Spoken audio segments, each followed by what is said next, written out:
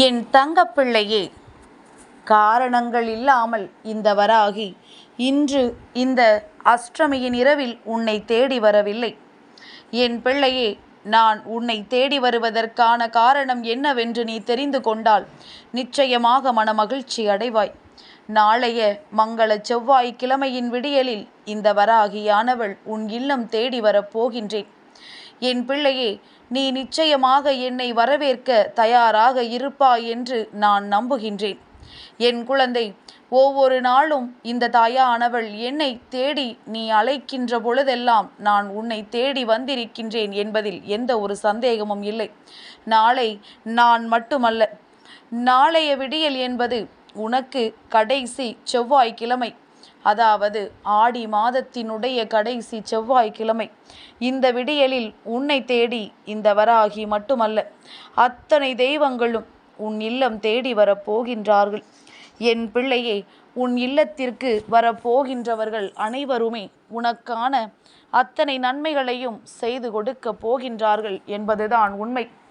என் குழந்தை, தவறவிட்ட பல விஷயங்கள் நீ இந்த மாதம் முழுவதும் எதற்காக தெய்வத்திடம் வேண்டி நின்றாயோ அதுவெல்லாம் உன் வாழ்க்கையில் நிறைவேறப் போகின்றது. என் பிள்ளைக்கென்று சில விஷயங்களை நடத்தி தர வேண்டிய பொறுப்பு இந்த வராகி எனக்கு நிச்சயமாக இருக்கின்றது. நான் அதை உன் வாழ்க்கையாக்கி தருவதற்காக இப்பொழுது காத்து நின்று கொண்டிருக்கின்றேன். என் பிள்ளையே, நாளைய வெற்றி விடியலை எதிர்நோக்கி நின்று கொண்டிருக்கின்ற உனக்கு இந்த வராகியினுடைய வரவும் மற்ற தெய்வங்களினுடைய வரவும் மிக பெரிய வரப்பிரசாதமாக நிச்சயமாக இருக்கப் போகின்றது. இந்த வாழ்க்கை உனக்கு எதையெல்லாம் தர வேண்டும் என்று நீ ஆசைப்பட்டாயோ அதுவெல்லாம் நாளை அத்துணை தெய்வங்களின் ஆசிகளோடும் உன் இல்லத்தை வந்து சேரும் என்பதில் எந்த ஒரு மாற்று கருத்தும் கிடையாது. என் பிள்ளையே, நாளை ஆடி மாதத்தினுடைய கடைசி செவ்வாய்க்கிழமை என்பதனால் நான் சொல்கின்ற இந்த ஒரு விஷயத்தை மட்டும் உன் வாசலில் வைத்து எரித்துவிட்டு நீ சென்று விடு. நிச்சயமாக தெய்வங்களின் வருகையை நீ உறுதி செய்கிறாய் என்ற அர்த்தம். உன் இல்லம் தேடி வருகின்ற ஒவ்வொரு விஷயங்களும் உனக்கு இந்த வாழ்க்கையில் கிடைக்கின்ற மிக பெரிய பொக்கிஷம் என்பதனை மறந்து விடாதே. எத்தனையோ முறை இந்த வாழ்க்கையை நீ வெறுத்திருக்கலாம். எத்தனையோ முறை இந்த வாழ்க்கையில் நடந்த விஷயங்களை எல்லாம் மறக்க முடியாமல் நீ தவித்திருக்கலாம்.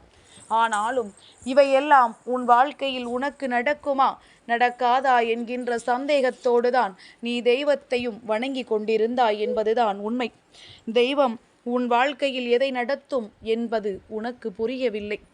ஏனென்றால் நான் கேட்பது சரியா தவறா, இதை நான் தெய்வத்திடம் கேட்கலாமா, தெய்வம் இதையெல்லாம் செவி கொடுக்குமா என்று என் பிள்ளை உனக்குள் இருந்த சந்தேகம்.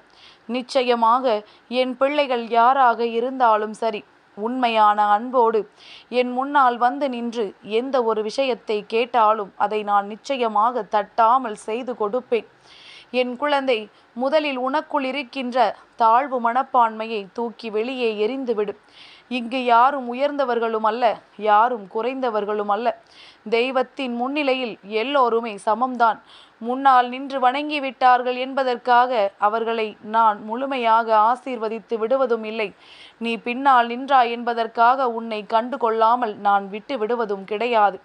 யாராக இருந்தாலும் நான் அவர்களுக்கு அவர்களின் உண்மை நிலையை அறிந்து அவர்களுக்கு என்ன தேவை என்பதனை புரிந்து அவர்களுக்கு வாழ்க்கைக்கு தேவையானதை நான் நிச்சயமாக வரமருள்வேன் என்பதில் எந்த ஒரு மாற்று கருத்தும் கிடையாது. என் பிள்ளையே, முதலில் கோவிலுக்கு எதற்காக செல்கின்றோம்? நம் மன அமைதியை தேடி. ஆனால் அங்கு செல்வதனால் சில மனிதர்களினுடைய நடவடிக்கைகளினால் உன்னுடைய நிம்மதி சீர்குலைந்து போகிறது என்றால் அந்த நொடி நீ நினைக்க வேண்டிய விஷயம் என்ன தெரியுமா? யார் ஒருவரால் இன்னொருவரின் மனது காயமடைகின்றதோ அவர்களுக்குத்தான் தண்டனை கிடைக்கும் என்று. ஆக அவர் ஒரு மிகப்பெரிய பாவத்தை தெய்வத்தின் சன்னதியில் நின்று செய்து கொண்டிருக்கின்றார். இன்னொருவரின் மனதை காயப்படுத்தி அவர்களை வேதனைப்படுத்த நினைக்கிறார்கள் என்றால் நிச்சயமாக அந்த பாவம் அவர்களை ஒரு நாளும் விட்டு வைக்காது. தெய்வத்திடமிருந்து அவர்களுக்கு மன்னிப்பும் ஒரு பொழுதும் கிடைக்காது. இதனை என் குழந்தை நீ புரிந்து கொண்டு உன்னுடைய மனதில் இருக்கின்ற எண்ணங்கள் எதுவாக இருந்தாலும் இது போன்ற மனிதர்கள் மத்தியில் உன்னை நீயே காயப்படுத்தி கொள்ளாமல் உனக்கானது என்னவோ அதை மட்டும் மனதில் வைத்து கொண்டு உனக்கான சந்தோஷத்தை மட்டும் நீ தேடி பயணம் செய்து கொண்டிரு.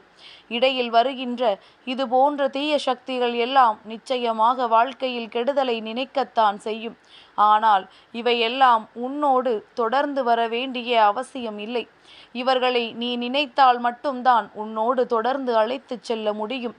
இவர்களை எல்லாம் ஒரு பொருட்டாக மதிக்காமல் என் பிள்ளை நீ விட்டு விலகிச் செல்வாயானால் நிச்சயமாக உனக்கு எந்த ஒரு கஷ்டங்களும் வாழ்க்கையில் இல்லை என்பதனை நீயே புரிந்து கொள்வாய். யாருக்கும் பதில் சொல்ல வேண்டும் என்ற அவசியம் உனக்கு ஒரு பொழுதும் கிடையாது. யார் வாழ்க்கையிலும் நின்று அவர்கள் கேட்கின்ற கேள்விகளுக்கெல்லாம் பதில் சொல்லி அவர்களை திருப்திப்படுத்த வேண்டும் என்ற அவசியம் உனக்கு ஒரு பொழுதும் இல்லை. அப்படி அவர்களை திருப்திப்படுத்தினால்தான் உன்னால் அடுத்தது என்னவென்று செய்ய முடியும் என்று உனக்குள் தோன்றுகிறது என்றால் என் பிள்ளையே, இந்த வாழ்க்கையில் உன்னால் எதையும் சாதிக்கவே முடியாது என்பதனை புரிந்து கொண்டு தெய்வத்தின் துணை இருக்கின்ற உனக்கு, தெய்வத்தின் அன்பு முழுமையாக கிடைத்திருக்கின்ற உனக்கு வாழ்க்கையில் எந்த ஒரு கஷ்டங்களும் இல்லை என்பதனை புரிந்து யாருக்கும் யார் கேள்விகளுக்கும் பதில் சொல்லவோ உன்னை நிரூபிக்க வேண்டிய தேவையோ இல்லை என்பதனை உணர்ந்து நீ நடந்து செல். நிச்சயமாக என் பிள்ளைக்கு இந்த வாழ்க்கையில் வெற்றி என்பது முழுமையாக கிடைக்கும் என்பதில் எந்த ஒரு மாற்று கருத்தும் கிடையாது. எல்லா நாளிலும் இந்த வாழ்க்கை உனக்கு தர நினைக்கின்ற விஷயங்கள் என்னவென்று நீ புரிந்து கொள்ள வேண்டிய கட்டாயம் உனக்கு இருக்கின்றது. புரிதலின்மையால் வாழ்க்கையை தொலைத்தது போல இனிமேலும் எதையும் தொலைத்து விடாதே. என் பிள்ளையே, நாளைய வெற்றி விடியல் உன் இல்லத்திற்கு வருகின்ற தெய்வங்களை நீ வரவேற்க வேண்டியது ஒரே ஒரு பொருளால் மட்டும்தான். என் பிள்ளையே, உன் குலதெய்வம் மட்டுமல்ல, உன் இஷ்ட தெய்வம் மட்டுமல்ல, நீ வணங்கிய அத்தனை தெய்வங்களும் நிச்சயமாக நாளை உன் இல்லத்தின் வாசலில் நிற்பது உறுதி.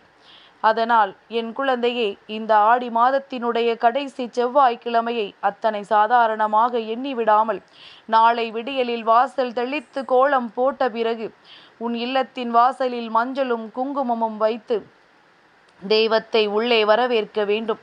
அப்பொழுது 2 கற்பூரத்தை உன் இல்லத்தின் வாசலில் வைத்து நீ எரித்து விட வேண்டும்.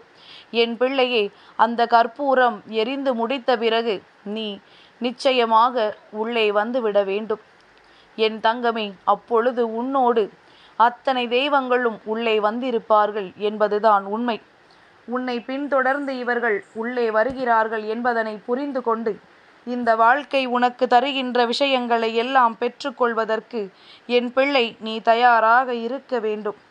எவ்வளவோ கஷ்டங்களை கடந்த உனக்கு, எவ்வளவோ சோதனைகளை தாண்டிய உனக்கு இதற்கு மேலும் வரப்போகின்ற பிரச்சனைகளை கடந்து செல்வது ஒன்றும் அத்தனை கஷ்டமான விஷயம் கிடையாது. கடினம் என்றால் கடினம் இல்லை, என்னால் முடியும் என்று நினைத்தால் அது உன்னால் முடியும். எத்தனையோ பேர் இந்த வாழ்க்கையில் எத்தனை பிரச்சனைகளையோ கடந்து வாழ்கின்றார்கள். அவர்களை உனக்கு உதாரணமாக எடுத்துக்கொண்டு நீ வாழ வேண்டுமே தவிர ஒரு பொழுதும் என் குழந்தை வாழ்க்கையில் நன்றாக இருப்பவர்களை பார்த்து நீ ஏங்கக்கூடாது. ஏக்கம் உன்னை நிச்சயமாக வாழ வைக்காது. இந்த வாழ்க்கை உனக்கு தருகின்ற அத்தனை விஷயங்களையும் சரியாக பெற்றுக்கொள்ள நீ எப்பொழுதும் முனைப்போடு இரு. நாளைய மங்கள செவ்வாய்க்கிழமையினுடைய விடியல், ஆடி மாதத்தினுடைய கடைசி செவ்வாயின் விடியல், அனைத்து தெய்வங்களும் உன் இல்லத்தில் தங்கி இருக்கக்கூடிய விடியல். அவர்களை நீ நிரந்தரமாக அங்கேயே தங்கி இருக்க வைக்க வேண்டும். எல்லோருடைய அன்பையும் முழுமையாக பெற்று இந்த வாழ்க்கையில் நீ நினைத்ததை எல்லாம் அடைந்து விட வேண்டும் என்றுதான் அம்மா உன்னிடத்தில் இத்தனை நேரமும் சொல்லிக் கொண்டிருக்கின்றேன். என் குழந்தை, உன்னால் நிச்சயமாக முடியும். நாளைய விடியலை எதிர்நோக்க இன்று இரவு நல்லபடியாக உறக்கத்தை எடுத்து கொள்ள வேண்டும். ஒரு உறக்கம் மனிதனுக்கு எத்தனை அவசியம் என்பதனை நீ நன்றாக புரிந்து கொண்டிருப்பாய். அதனால் எந்த அளவிற்கு நல்லபடியாக உறக்கத்தை எடுத்து கொள்கின்றாயோ அந்த அளவிற்கு விடியலானது உனக்கு தெளிவாக கிடைக்கும் என்பதனை நீ புரிந்து கொள்ள வேண்டும். குழப்பங்கள் இல்லாத மனநிலை தெளிவான சூழ்நிலையை வாழ்க்கையில் உருவாக்கும். இதை எப்பொழுது புரிந்து கொள்கின்றாயோ அன்றிலிருந்தே உனக்கு வெற்றிதான். அன்றிலிருந்தே உனக்கான அத்தனை நேரங்களும் நல்ல நேரங்கள்தான் என்பதனை நீ உணர்ந்து கொள்வாய். என் தங்கப்பிள்ளைக்கு இந்த வராகி அம்மாவினுடைய ஆசீர்வாதங்கள் எப்பொழுதுமே உண்டு.